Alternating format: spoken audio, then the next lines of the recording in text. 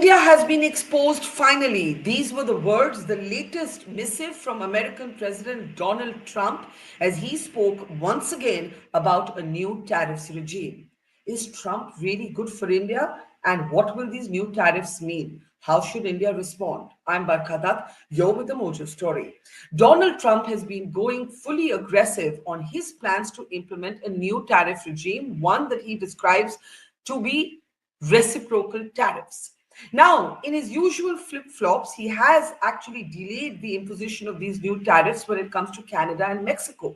But when it comes to India, the date for these new tariffs remains the 2nd of April. In a new statement, Donald Trump has used rather bewildering language. He has indicated that India is fully ready to cut down tariffs dramatically because somebody has, quote unquote, finally exposed India. Now, all of this is taking place even as there is speculation that while Donald Trump is being very aggressive about tariffs against China and the Chinese are being equally aggressive in their response, talking about fighting to the finish, there is speculation that Donald Trump, being the deal maker that he is, could in fact cut a deal with the Chinese, leaving new questions about where this leaves India. To explain how the tariffs will hit India, what are the sectors that will be impacted, how India could and should respond, I want to welcome a newsmaker to the program today. Subhash Garg is with us. He's the former finance secretary, the author of two books. I want to welcome Mr. Garg to the program. And Mr. Garg, before we get started, I think it's very important to play the latest statement from Donald Trump. So let's play this out as Trump claims that India has been exposed fully. Take a look. Our country, from an economic standpoint, a financial standpoint, and a trade standpoint, has been absolutely ripped off by almost every country in the world. Canada, Mexico, and then you just go right down the line. India charges us massive tariffs, massive. You can't even sell anything into India. It's almost restrictive. It is restrictive. You know, we do very little business inside. They've agreed, by the way, they want to cut their tariffs way down now because somebody's finally exposing them for what they've done. And same thing with China, same thing with a lot of other countries. And the EU has been a terrible abuser of this country. I mean, the EU was formulated in order to take advantage of the United States, and they have taken it, but they're not taking advantage when I'm in charge. So that language is, of course, typically Trump speaking, Subhashji, of India being exposed, also making the big claim that India has agreed to cut their tariffs way down. Of course, India may have no choice in the matter, though there might be back channel negotiations on in the same way that that Canada and Mexico have managed to get some concessions from Trump. Are you surprised as a veteran bureaucrat at this kind of language that India has been exposed finally? See, I'm not surprised, number one. Trump in the first term also did a lot of sort of ding-dong and the battle with Indian system. Tariffs included, currency, other things as well. Number two, he even in campaign has been saying India is a tariff king, India charges the most. So it's not very unusual at all. I think it was quite expected. If there is something unusual is that if people on Indian side finds that what he has been threatening to do, he is doing now, and that people thought that he wouldn't do it in case he comes to power, or if he doesn't come to power, that unpreparedness might be something of surprise to some people, but I'm not surprised at all. Do you believe that India has any option here but to slash tariffs, or is there wiggle room? Because, you know, foreign affairs experts have pointed out that Trump uses tariffs as a negotiating chip. So he may start at level A and reach level B. So this is, I think, precisely the strategy. Trump has tried to weaponize tariffs. He is using the tariff as the big big stick to beat other countries to do what he wants to do. For example, with Canada and Mexico, it's not push American exports. It is to push what he calls you stop fentanyl, or there is an immigration problems or something like this.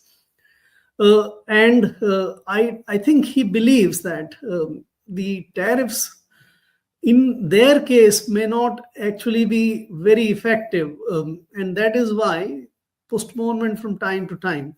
We can discuss that in greater detail, but to come to your question about India, Indian trade with American has a lot of vulnerability for India, and in case he carries out his threats, and by the way, if you would read the Ludwig's statement, their commerce secretary's statement, he talks about this.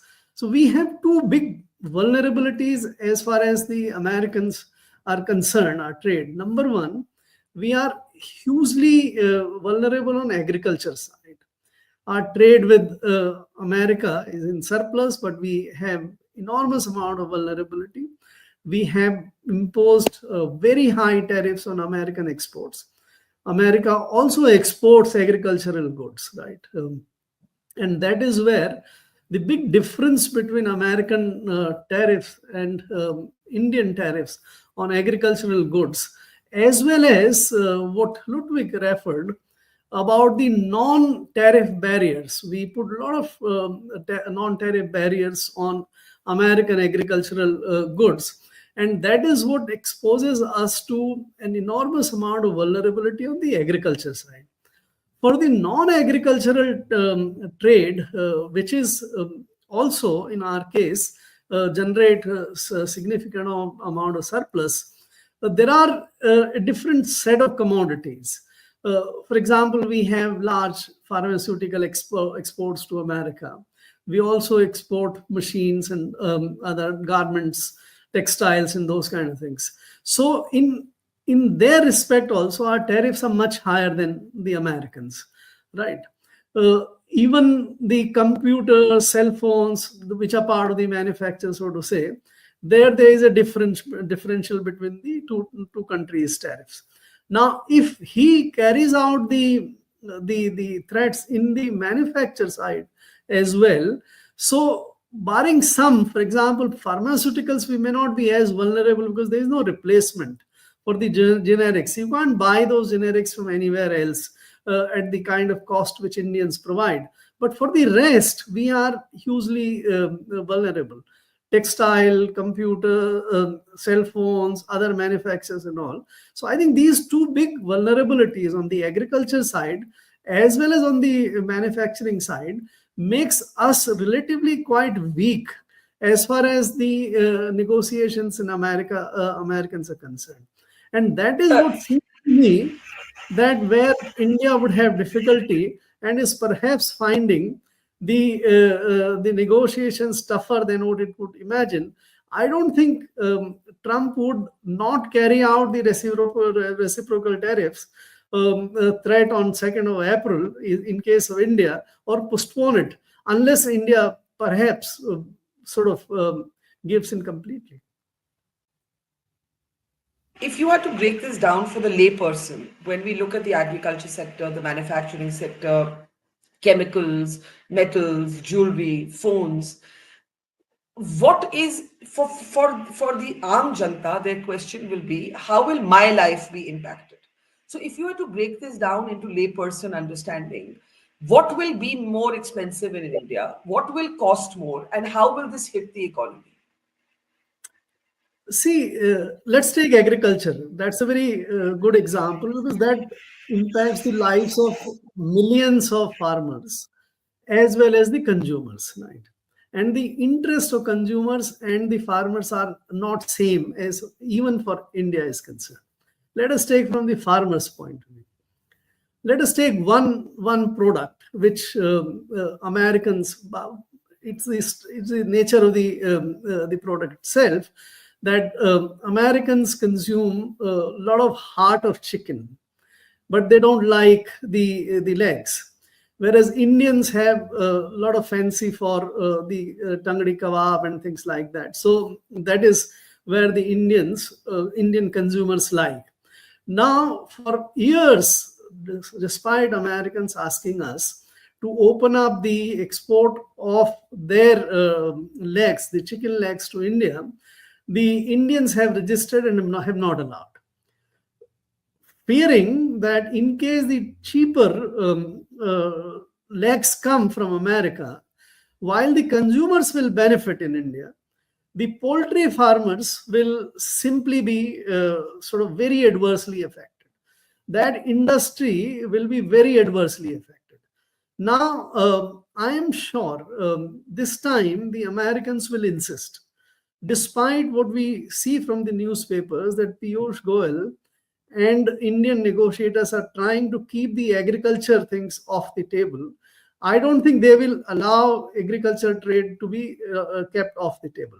Now, if this happens, to respond to your question, in that case, the farmers, which is including the poultry industry, will suffer, definitely suffer, right? But the consumers will not complain.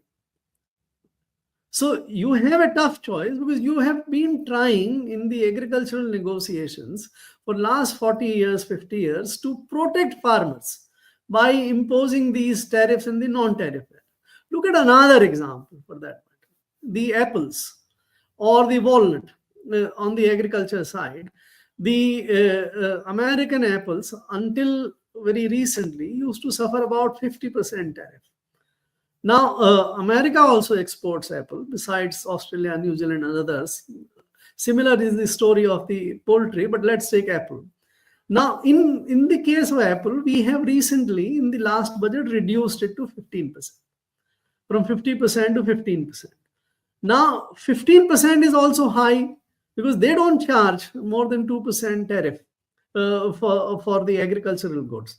Now, if they insist on bringing 15% down to 0 or to 2% at best, right, then again the apple farmers will have lesser realization, because you have a competition in the markets. But consumers again are not going to complain. So it's very strange that you can't say that every Indian would be adversely affected or favorably affected. By the way, in my own judgment, the world has changed from the 1950s to 21st century. In the 1950s and 16s, we had a huge amount of agricultural vulnerability. In cereals also, we were not sort of dependent. We used to import a lot of PL 480 wheat and other things. Today, we are actually a very large agricultural surplus country. We are the largest rice exporter. We also produce wheat, which is much higher than our demand. We allow these two things to be used for production of ethanol and all. But unfortunately, Indian agriculture is extremely non-competitive. Despite giving farmers the prices in the form of MSP, which is virtually the world prices, and giving enormous amount of input subsidies on everything you name, whether it's water, electricity, seeds, loans, whatever you name, the farmers are still the poorest people in this country. Now, if you expose the import by reducing the prices, which will reduce the prices for the farm goods, two things will happen. One, the farmer's income would, unless protected by the MSP, will get down further. And those areas which are not MSP, it will definitely go down, like we talked about poultry or cotton for that matter, or other kind of things. What you're saying is that when you look at the agriculture sector, whether it's poultry farming or apple farmers or walnut farmers, if Trump's new tariff regime kicks in, the farmers will suffer, but the consumer may not. But the pressure will increase on the government to therefore protect the farmers further. And the farmers are already in pockets of India in a state of agitation over MSP, and that pressure will then increase on the government. I mean, am I summarizing this correctly? So this is correct, but then we should not forget that despite doing so much of protection, both on the price front as well as providing the input subsidies, the farmers are not protected. Farmers are still poor. So if this kind of onslaught which is coming makes our policymakers realize that what strategy we have been following what policy we have been following is actually a very defeatist, very non-competitive kind of policy. And it's time to expose the farmers to the reality of the global competition. Then you can make actually a good thing out of this big threat. But if you try to still protect it by sort of compensating for the loss of incomes or something, let's say you would start deciding to extend the subsidies to poultry farmers, which today don't have, or the poultry industry, it will make Indian farming and the agriculture further vulnerable. So my own sense is that we should use this as one big opportunity, and it also applies equally to the manufacturing side, to sort of reset agriculture and the manufacturing in India and Yeah. make them truly competitive and powerful, rather than protecting the sick, or the weak further by making it more weak and So, sick. so you are calling for less government protectionism instead of more. Exactly. But you see, there is politics involved. Now, Absolutely. think like a politician, right? One of the rare U-turns by the Modi government has been on the farm law bills. The farmers' protest forced that those bills to be stalled, right? The farmers are still agitating. The farmers are still unhappy. No politician can afford in this country to alienate farmers. You are actually suggesting that whether it's the agriculture sector or the manufacturing sector, to make it competitive, it needs less government protectionism. I am saying if the new tariff regime comes, the farmer is hurt. Which government will dare to say free market kar do, jo hona hai hoga? This is the only way it will get competitive. I don't see this happening. I see the government's bill or spending on agriculture needing to increase to protect the farmer. See, Barkha, the policymakers have a choice. Whatever, there are many instruments available for sort of trying to achieve what objective you want to achieve. Let us take farmers case. In farmers case, the strategy we have been adopting so far, the policy is that give them the maximum support price and give them all the input subsidies so that we can leave some income in their hands, right? That has been the strategy so far for last 30-40 years. It worked until the green revolution.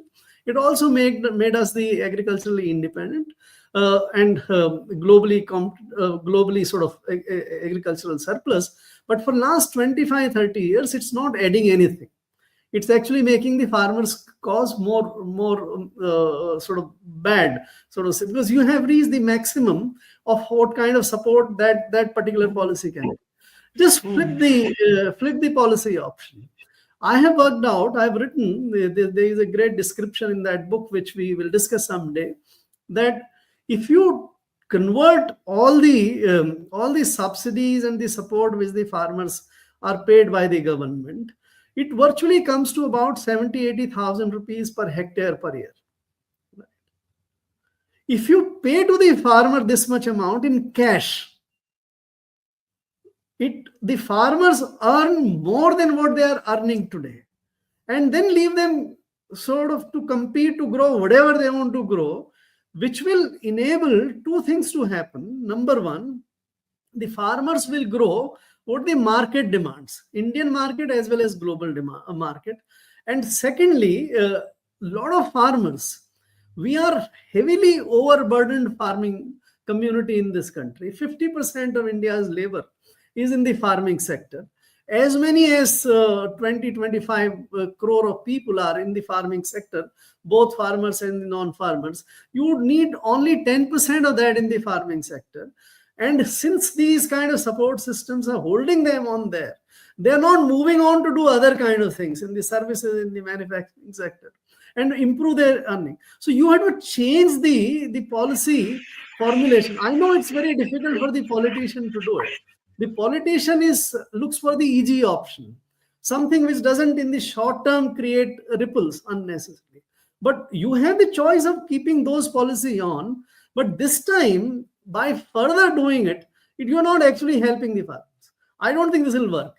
So sometime I think the times come when you have to take a very tough statesman-like call and change the think for good for longer term. There would be pain, there would be agitations, but then can you do it? Something which is rational, which is sensible. Yeah, that's a very interesting idea that what you spend in subsidies you can pay in cash to the farmers and empower them, therefore, instead of making them dependent on governments. But I don't actually see this happening politically. That's just my instinct. I understand. Let's come to where's China in all of this, because China and impacts our markets. America and China in the middle of a trade war. The Americans could cut a deal with China because that's how Trump is. How should India respond? It- How do you see this? How do you see the China factor? See, American Chinese trade is very large, and they are so intricately connected with each other now that I don't think Americans can do at all without Chinese now. You see, why does anyone import things? So you import things for basically making your consumers consume those things which the consumers need, and secondly, to invest in what your investment plans are, right? So today, if you analyze the Chinese export to Americans, it in manufacturers, computers, sell wafers, transport equipment, anything you take it in, right? You would find that the Americans buy the Chinese good because they are the cheapest, they are the best in the business, and no one else can sell them this kind of goods to them at the price at which they are. Now, Americans have two choices. Either you decide not to consume those or not to buy them, right? That is one choice, which is as impossible choice as the Indian farmers being subjected to competition, right? So that is one choice you have, or which is actually not a choice. And the second choice is you have, can you divert that procurement from China to somewhere else? Now, if you don't have even a flexibility over there that somebody else can supply you that same very good at the same prices, then you end up doing what? Then you end up doing you end up making your consumers suffer more. Suppose for China, he has imposed 10% tariff on certain goods and has further made another 10%, now 20%. So a trade is bilateral. So there is both sides. Now Chinese can decide to do a couple of things here. They have options. Number one, they may say that all right, we have the option of reducing prices, but we don't reduce prices. So we sell to you without reduction in prices, and then when it reaches America, since there is no competitor elsewhere, the Americans will end up paying more sort of tariff bearing that, and the American inflation will only rise and nothing else will happen, right? So this is the Chinese option number one. Chinese option number two is that all right, we will also subject your goods to America. America, by the way, is not a small exporter. Today, in 2024, it exported 2.1 trillion worth of mercantile goods, right? We export about 500 billion. American export 4 times of that, right? America imports also 3.2 trillion dollar of goods. That's a very different matter, and that's why they run large deficit. But they export all as well, so their exports are also likely. So Chinese can put it. Or the third thing is, so that Chinese do nothing, let everything go on. Let Trump sort it out as far as its impact on the Americans. So my sense is that the Chinese would more take the third position, that let us not do anything. Let us just talk, criticize this and that, expose, try to say that all right, we'll do deal. But what deal? If you go into deeper things, what is the deal America can do with China? tariff is not an issue there. China doesn't charge much tariff. So you can't expect the Chinese to reduce tariff. Fentanyl, etc., are phony. These are not big arguments in any case. So what is the deal you do with Chinese? You can't do any deal. So finally, Trump will end up withdrawing these or subjecting its consumers to higher costs. Now, where does India come into this picture? You've seen Chinese foreign minister talking about a dragon elephant doing the dance again and collaborating, etc. So my sense is that what Chinese are thinking is that if, let us say, some tariffs come on Chinese good, but they don't come on Chinese producing elsewhere. So Chinese producers are producing in Mexico, in Canada, in Vietnam, in everywhere in the world. They are actually producing and selling to Americans. We also were exporting or are still exporting certain solar cells and all made from the wafers imported from China. So Biden did not stop this, but if Trump may stop that or may not stop that. So if Chinese spot this opportunity, that if you make certain things in India and those go to Americans as well, with India reducing and sorting out its tariff issue with them, then we can have another channel of sort of exporting to US through India. So that is why they have proactively started talking to India. But again, here we are virtually fighting with China with our leg tied up. We don't allow Chinese companies to manufacture in India, but we import a lot from here, right? So is this again a big opportunity for revisiting the Chinese-Indian relationship and doing business with it? So this is very interesting, and I want to understand it. You're basically saying that China has low tariffs compared to India. So China, America are not really impacted by this, but China could possibly move some manufacturing to India and then have those exports routed through India. Am I understanding this correctly? Opportunity to us to revisit our myopic policy of not allowing Chinese investment to take place in India. Barkha, when it comes to choosing between allowing Chinese to manufacture here and importing goods from China, same thing. Let us say solar modules and cells. If Chinese companies can manufacture here, or we import the same thing from China. These two choices. Today we are exercising the second choice. Suppose you exercise the choice number one, allowing Chinese companies to invest and mix. Who gets better control over Chinese companies? If Chinese are manufacturing here, we get a better control, better pricing, our guys get employment. Then when we are importing those very things from China. But sir, you are looking at this through an economic lens. But there is a geopolitical dimension. And the geopolitical dimension is that for India, our biggest adversary is China. And as long as we look at China as our biggest adversary, can India and China come together? Because there are many strategic affairs experts who would argue that China's imperialism is an economic imperialism. Chinese domination of Indian markets, Chinese goods flooding Indian markets at cheaper prices than Indian-made goods. Is the route you're suggesting that India and China revisit, come closer? That would be a smart response to Trump's tariffs. What about India's concerns about China as an adversary?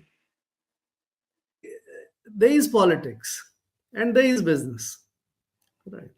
The politics is to get the votes from the domestic constituency. Economics is to get or improving the lives of people. If you embark or keep a strategy which you name geopolitical or whatever you like, those high sounding names can be, but at the end of it, it is domestic constituencies votes. That is all. If you perceive and you believe that you can get the domestic votes more by sort of doing the shadow boxing, or by having war, or closing their apps, or not allowing them to manufacture here. So good. You can have votes, but you will not have economic prosperity. The choices are there, right? You choose what you like, and every policy has consequences. So you are saying the smart choice right now is for India and China to work together. I would say we should be able to serve what our real interest, what our long-term interest are. So, with respect to economic relationship with China, is making Chinese invest in India a better alternative than Indians importing from China? That's very simple. I don't care for Chinese. Chinese are smart enough to look after their interests. I don't have to look after them. Can I look after my interest? That is the question. Am I sacrificing Indian economic interest on the altar of the supposed political interest? That Got is it. where, Got that. Lot to think about there. Finally, if you were in government today, if you were still finance secretary, what would be the first area you would be focusing on as Trump's tariffs were coming?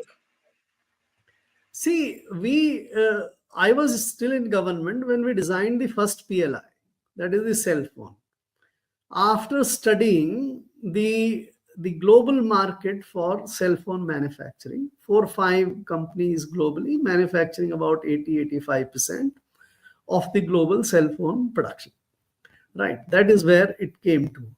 And the simple economics was that if you can compensate for their loss of profit if they manufacture in India vis-a-vis Taiwan or Vietnam or China, they had no problems in coming back, right? Coming to India, right? And that's what worked.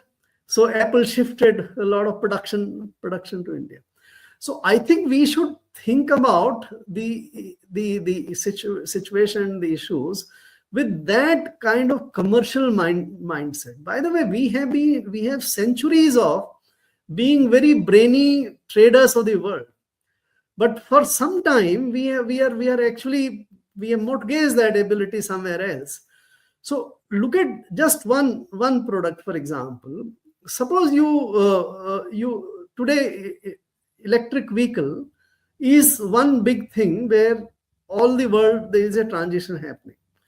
The future of automobiles in electric vehicles. We don't have a technology. Our Tatas, etc., may try to do something, but there is very little of competitive edge which they have. There are two big guys, Tesla and the BYD of Chinese. There are other Chinese companies as well. Of the 10 best companies in the EV, 7 are Chinese, right? BYD is the largest company of making electric vehicles. So I would argue that we should have BYD come to India and manufacture not only for India but for the world, right? Like we got the Apple. So one big policy shift which is very advisable in the current circumstances, and using the Trump onslaught, which we will not win by traditional policy framework, let us get the best of the manufacturers in the world. And in lot of respect today, those are Chinese. So in automobiles, let us say BYD. In solar side, they again Chinese companies, to make them come manufacture here. Enormously big scale kind of thing. That's one thing. Second, I think, as we have discussed it, I think this should have been clear. Agriculture, this is a big opportunity to make the complete transformation, a break from the past. Green Revolution got the production into the country and made us the producing bowl, and made us self-reliant, or Atmanirbhar, so to say. Today, the moment is to make our agriculture completely commercial and get 90% of the people out of agriculture and take them elsewhere, And that is why we must muster courage to get the agriculture scene completely changed from what it is today. I think the most